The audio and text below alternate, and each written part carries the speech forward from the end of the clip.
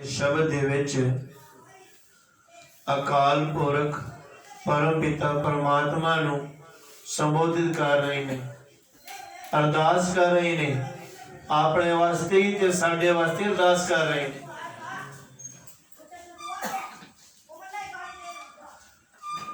कोप पर्यो जैसे दादरा, कछु देश विदेश न बूझ। भगत रविदास जी कह रहे ने, ऐसे मेरा मन विख्या भी मोहया, कछु आरा पार न सूझ। हे प्रभु, जिस तरह कुएं विच खूह दे विच एक मेंढक डड्डू पानी थल्ले है, दादरा कहते डड्डू मेंढक नूं, ते वो यही समझदा कि यही संसार है, बस होर कुछ है ही नहीं, उसे ची मस्त हो गया।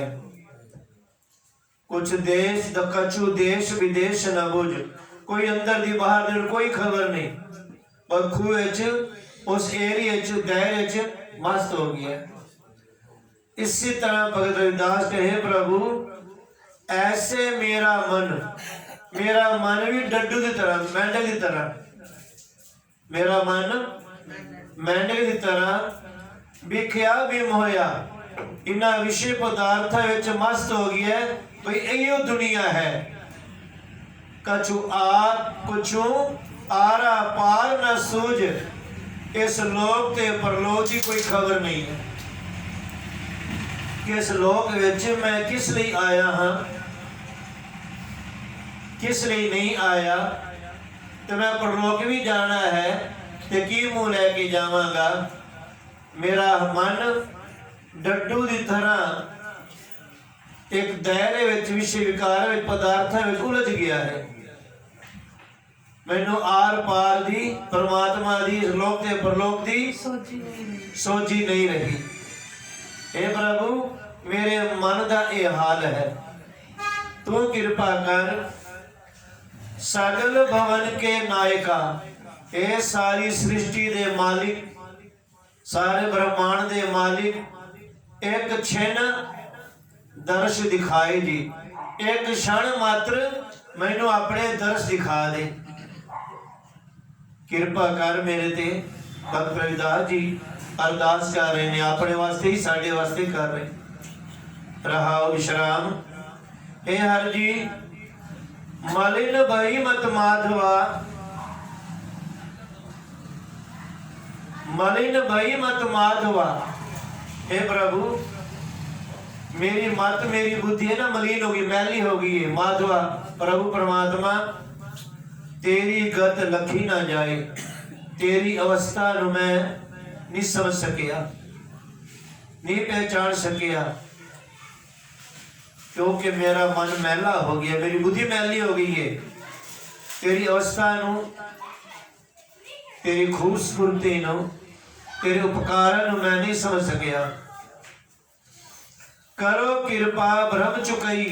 हे हरि प्रभु, तू मेरे ते कृपा कर कि मेरा भरम दूर कर दे।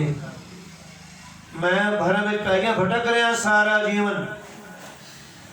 मैं सुमत देहो समझाए, मैनू चंगी सुमत दे के समझाओ, मैनू सोची बख्शो, मेरे ते कृपा करो कि मैनू भरम दे विचों कढ के ते भरम विच अपने विच मैनू लै चलो। मैं भरम विच भटक रहा। हे हरि, हे प्रभु, मेरे ते कृपा कर। साध संगत अक्सर जो है ना, आम लोगों की मत है काफी अनगिनत, कह दो ना आ जाओ सत्संगत, सत्संगत आके की हो जाएगा। अजर मन चंगा होना चाहिए। कईयां दी मत है, अनेक अनगिनत लोग के मन चंगा होना चाहिए।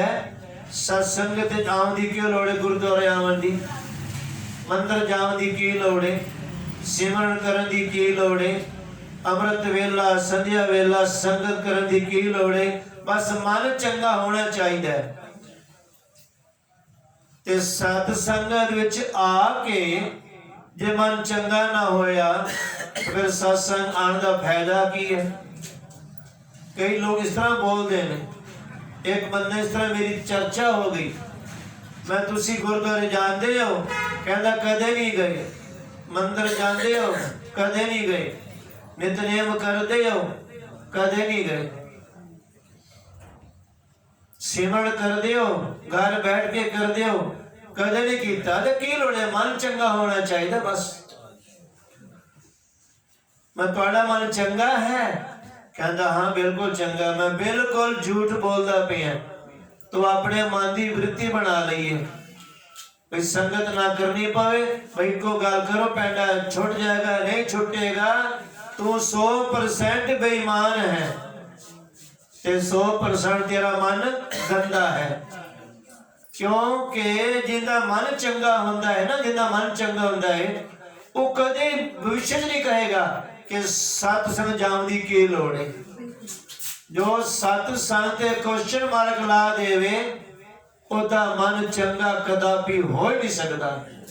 मैं तेरा मन 100% गंदा है, तू 100% बेईमान है, बच नहीं सकेगा तू। सत संगत विच तू आप कहना है ना कि आके मन चंगा ना होवे तो की फायदा है? सत संगत विच आके मन चंगा नहीं, तू कहना सत्संग जाने की की लोड़ है? मन चंगा होना चाहिए, किवें हो जाएगा? बिल्कुल नहीं हो सकता। बिन सत्संगत विवेक ना हुई, बिना सत्संग विवेक बुद्धि नहीं आ सकती। ये मंदिर बने ने, गुरुद्वारे बने ने, ग्रंथ बने ने, ऋषि मुनि यज्ञ तप जप करते पे ने, एवं कर रहे हैं। ये साड़ी सोच बन गई है कि मन चंगा होना चाहिए। चंगा किवें होएगा? जब तक मैला कपड़ा साबन पानी की संगत नहीं करेगा वो कदे साफ हो ही नहीं सकता। हो सकता? ये कई लोग ऐसे ही होंगे ने, हाथ जुड़ गए, कहता भाई बोलोगे मैनू माफ कर दे। मैं माफी मंगनी तो परमात्मा कोल मंग, गुरुद्वारे आके गुरु कोल मंग।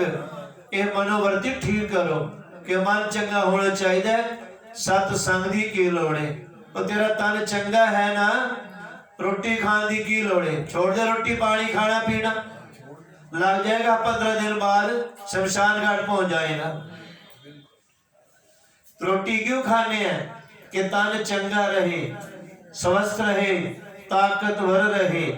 तन का भोजन है ते मन का भजन भोजन है। क्यों?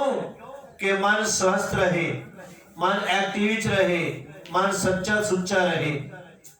मान कहते साध संग और अमृत पीजे, ना जियो मरे न कबहू चीजे।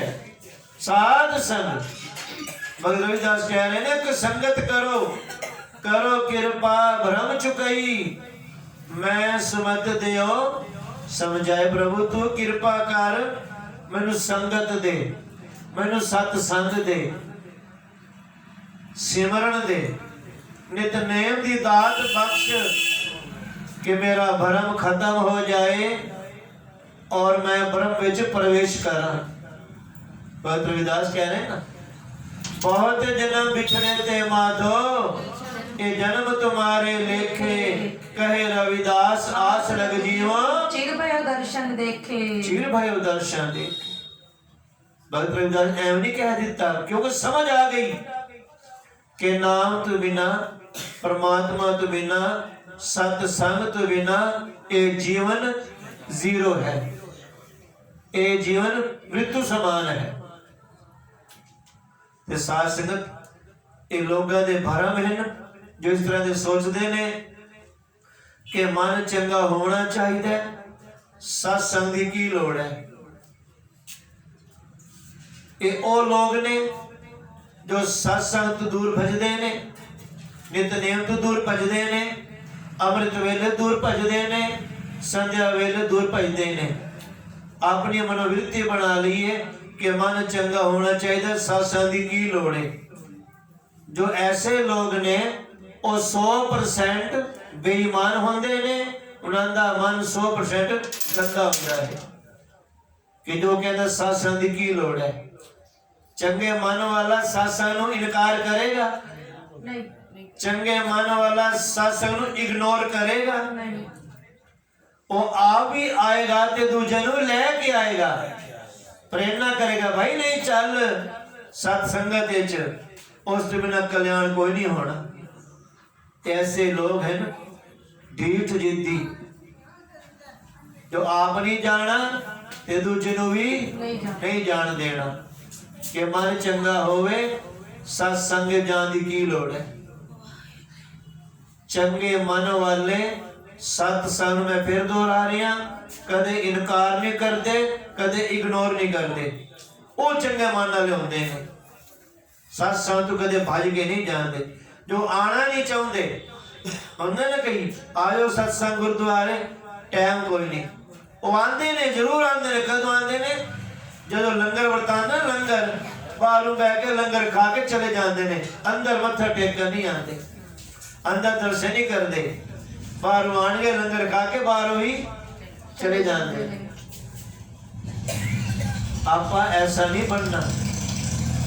ते ना ही कदे मन च विचार आवे कि मन चंगा होवे, संगत दी की लोड़, बिना संगत दे मन चंगा हो ही नहीं सकता। अगली तो भगत रविदास फरमा रहे ने, जोगी सर पावे नहीं तो गुण कथन पार। के बड़े जोगी सर तपीसर जप तप कर कर के भी पावे नहीं, तेरे गुणा दा कथन नहीं कर सकते। तो गुण कथन अपार, तेरे गुण इतने अपरंपार, इनके जोगी जपी जोगीश्वर जपीसर तपीसर कर कर के हार गए, पर तेरा अंत वो भी नहीं पा सके। तू इतना बेअंत है परमात्मा। प्रेम भगत के कारणे कहो रविदास चमार। भगत रविदास जी कहे, प्रभु तेरा निमाना चमार रविदास प्रेम भगत के कारणे तेनू मिलन वास्ते तेरे भक्ति दी दात मंगदा है। प्रेम भगत के तेरे प्रेम विच भगत मैंने भक्ति के कारणे तेनू मिलन वास्ते, तेरे दर्शना वास्ते, हे प्रभु मैं तेरे पासों नाम दी दात, सत्संगत दी दात, तेरी सिमरन दी दात, तेरे गुण गावां दिन रात, ये दात मंगदा हां कि तेरे चरना नाल, तेरे गुणा नाल मेरा प्रेम, मेरे मन का प्रेम हो जाए, मैं भक्ति करा और तेरा प्यार प्राप्त करा, तेरे प्यार नूं मैं पा लवां, तेरे दर्शन कर लवां, मैं अपना जीवन सफल कर लवां। भगत रविदास जी ने जो बनारस से झोपड़ी जिते जुतियां गांड रहे ना, जुतियां भी गांड रहे ने, नाल मन भी गांड रखे है। बाहर का काम बाहर कर रहे ने, अंदर का काम अंदर कर रहे ने। ऐसे भगत रविदास जी होए ने, सारा जीवन झोपड़ी में बिता दिता, पर प्रभु ने कृपा कर दी, सोने मंदिर बन गए, सोने मंदिर बन गए। बड़ी ईर्खा की उस समय के ब्राह्मणों ने बादशाह नूं, चमार है, शूद्र है, इनू हक नहीं इस देवी देवता दे पूजा करे, बादशाह इनू हटाया जाए, इहदे कोल मूर्तियां वापस लै लो। बादशाह कहता भाई धर्म का काम है, मैं नहीं कुछ कह सकता। बड़ा उन्होंने जोर लाया सारे ने, और बादशाह ने कहा ठीक है। भगत रविदास के मंदिर चो सारिया मूर्तियां कटवा लिया, एक चंदन की चौकी रख दी, ये तो सारे ब्राह्मण बुला ले, इतने बैठ जाओ। भगत रविदास ने पास बिठा दिता भी जेड़ा इन्हां मूर्तियां अपने कोल बुलाएगा ना, वो पूजा करेगा, मूर्तियां उसे दिया, मंदिर उसे दा। ब्राह्मण क्या सानू स्वीकार है। उन्हें शासन बहुत मंत्र पढ़े, जेड़े जादू टोने तांत्रिक विद्या सीखी हुई सी ना, सारी कर ली, पर मूर्तियां टस मस न हुई। कहने बादशाह जी ये कलयुग का समा है ना, ਇਹ ਮੂਰਤੀਆਂ ਮਨੋਕਾਮਨਾਵਾਂ ਤਾਂ ਪੂਰੀਆਂ ਕਰ ਸਕਦੀਆਂ ਨੇ, ਪਰ ਚੱਲ ਕੇ ਨਹੀਂ ਆ ਸਕਦੀਆਂ। ਭਗਤ ਰਵਿਦਾਸ ਨੂੰ ਕਿਹਾ ਵੀ ਭਗਤ ਰਵਿਦਾਸ ਹੁਣ ਤੁਸੀਂ ਆਪਣਾ ਇਹਨਾਂ ਮੂਰਤੀਆਂ ਨੂੰ ਆਪਣੇ ਵੱਲ ਬੁਲਾਓ। ਭਗਤ ਰਵਿਦਾਸ ਤਾਂ ਬੈਠੇ ਨੇ ਉਸ ਪਰਮਾਤਮਾ ਨਾਲ ਜੁੜੇ ਹੋਏ। ਇਹ ਪ੍ਰਭੂ ਤੂੰ ਕਹਿੰਦੀ ਲਾਜ ਨਹੀਂ ਰੱਖੀ, ਤੂੰ ਕਿੱਥੇ ਨਹੀਂ ਪਹੁੰਚਿਆ, आज मेरी भी लाज तेरे हाथ है। ये जन्म तुम्हारे लेखे, ये जन्म तेरे लेखे ला देता है। मेरी जात कमीनी बात कमीनी, ओछा जन्म हमारा तुम शरणागत राजा रामचंद्र कहे रविदास चमारा मैं चमार तेरी शरणागत चाह, अपने सेवक दी लाज रख। बेग मिलो जन करना विलांबा, देर ना कर विलंब ना कर, छेती आके मिल। मन माने बैठे प्रभु ने याद कर दे पए ने, अखा बंद ने, ओ मूर्तियां चल पईयां ते भगत रविदास दे कोल आ गई। बोले साध संगत ऐसी कृपा हुई बादशाह ने भगत रविदास जी नु ते मूर्तियां नु हाथी ते बिठा के सोने दा छतर करा के सारे नगर विच शोभा यात्रा करके ते मंदिर छोड़ के आए। वो ब्राह्मण सारे पोथियां चा के भज गए। नकली है ना, ईर्षालु हैं भाई, सानू माल दक्षिणा नोट मिलने, एक पासे कर दो। तो रविदास जी बैठे हाथी ते कह रहे ने, ऐसी लाल तुझ बिन कौन करे, गरीब नवाज गुसैया मेरा माथे छत्र धरे। ऐसी लाल तुझ बिन कौन करे, ये प्यारे प्रभु ये तू ही ऐसा प्यार करने वाला, मैं गरीब ते सोने छत्र झुलाए तेन, कौन करे, कौन कर सकता है, कोई नहीं कर सकता। काहू ते ना डरे, हे मेरे गोविंद तू किसको नहीं डरता, सोने ते मैं गरीब मैं चमाते छत्र झुलाते सोने। ये नाम दी महिमा है। आप भगत रविदास दे बहुत इतिहास, आप एक और भी लेके बह जाइए ना, घंटा लग जाओ सीधा।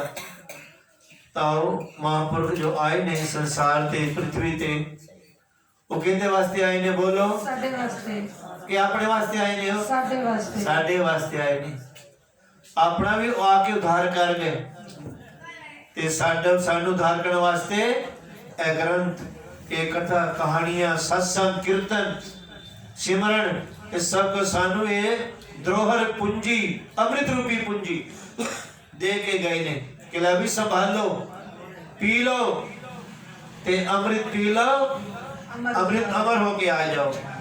बाणी कह रही अमृत पिए सो अमर होए, उस पुरख का नाही कदे विनाश, जाके मन प्रगटे गुणतास, गुणतास वो तो कदे नाश नहीं। वाहिगुरु जी का खालसा, वाहिगुरु जी की फतेह। कोटि कोटि धन्यवाद। हे मेरे गुरु नानक पिता परमेश्वर जी, आप जी ने